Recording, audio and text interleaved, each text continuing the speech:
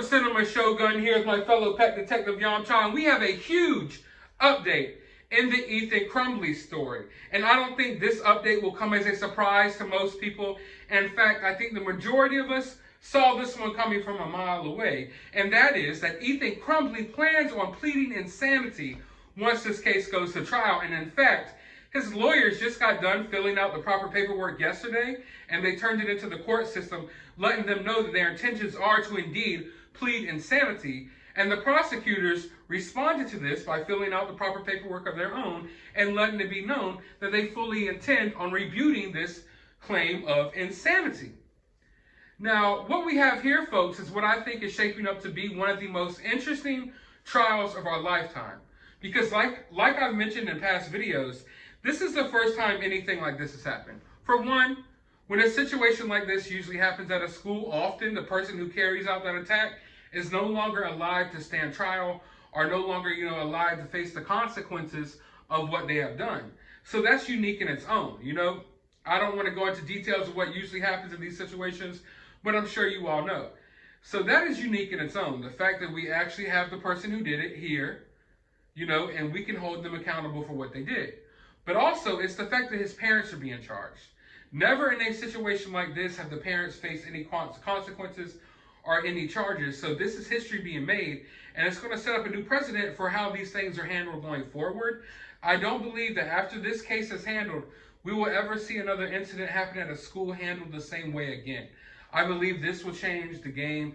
It will change everything, and I believe parents from now on will be held more responsible for what their kids do at school. So I think it's important in that manner. Now, when it comes to Ethan Crumbley and him pleading insanity, personally, I don't think Ethan Crumbley's insane. Yes, what he did was insane. Yes, what he did was horrific. Yes, what he did was crazy. But I don't think Ethan Crumbley is insane. Now, I want to make this clear. I'm no legal expert. I'm not a lawyer. I don't know the ins and outs of how these things work. But when it comes to pleading insanity, once it can be proven that whatever the person did who is pleading insanity, once it can be proven that what they did was premeditated, in my opinion, that throws the insanity card out of the window. Because, okay, yeah, what you did was crazy. Yeah, what you did was insane. But how crazy and insane are you if you're fully capable of planning this out? And make no mistake about it. This wasn't just a spur-of-the-moment thing that happened at Oxford High School. This was something that Ethan was planning on doing for a while. So when it comes to that, it's hard for me to believe that this person is just totally insane and off their rocker. Now, of course, there's something wrong with Ethan. There's something wrong with anyone that does something like this. But when I think of pleading insanity, I think of the person having no rational control over their actions. Like someone so far gone, they have no control over what they're doing. And that's not the case with Ethan. Ethan was going to school. Ethan had friends at school. Ethan could have been I don't want to say he could have been a normal kid, because Ethan was going through a lot of things at home. Ethan's parents were garbage parents, let's just call it what it is. But Ethan was aware of what he was doing. And as someone who's watched all of Ethan's appearances in court, albeit most of them are over video monitors and things of that nature, I could tell you that there's an awareness there that you don't see with someone who's totally insane. Not only is he, 9 times out of 10, he's pretty respectful to the judge. He's fully aware of what he's at, of where he's at. He responds to the questions quickly and promptly and correctly. He's not a guy that is just in there rocking back and forth, not knowing where he's at and what's going on. He's fully aware of what's going on. And like I've stated before, I think Ethan did what he did because he wanted attention. Now, I will admit that I think this is going to be tricky on both parts. Because like I just stated, there's plenty of evidence there showing that Ethan Crumbley at least was smart enough to plan this out. He was smart enough to do certain things. This kid wasn't just completely insane off his rocker, incapable of making his own decisions. But on the other hand, there is evidence there pointing towards the fact that Ethan Crumbley was complaining about some mental issues. He was messaging his mom repeatedly, letting her know that he was hearing voices, he was seeing demons, he was talking to ghosts while she wasn't home. So that was recorded, that was known. The text messages are there. So when it comes to them pleading insanity, and they got all this evidence, showing that Ethan Crumbley has been complaining about mental issues for a while now, now they have a good argument on their hands as well. So that's why I say this is going to be really interesting, folks. And like I said, I'm no legal expert, so I really don't know how this is going to shake out. Personally, I don't think Ethan is totally insane as he claims to be. You know, I think there's a lot of signs there that point towards the fact that Ethan is capable of knowing what he did. You know, some insane people, they just lose total control over their minds. They have no idea what they're doing. They're just going crazy. Ethan wasn't that. Ethan was a reserved kid, maybe you could say. But Ethan was aware that what he did was wrong, or what he was going to do was wrong. Ethan was aware of that. But there's also the signs, like the pictures that we've seen of his, where he says that he can't get these voices out of his head. He was literally reaching out for help. So when we have a situation where it seems like a kid was reaching out for help for his mental problems, and then he winded up doing this crazy, heinous act, and then here we are in court, and this kid is pleading insanity, which, you know, how do we really judge this? How do we really go about this? Because like I said, I think both sides have strong arguments, and that's not me in any way sympathizing with Ethan or Ethan's situation. Because like I've stated before, I don't think Ethan Crumbley is insane. And one of the main reasons why I think that, you might be wondering, why am I so firm on that belief? It's because since Ethan Crumbley did this, and since he's been locked up, he has been complaining to his lawyers about his living conditions where he's at. He's been complaining and he's been scared about being in this adult jail. And he's been wanting to be transferred to kiddie prison.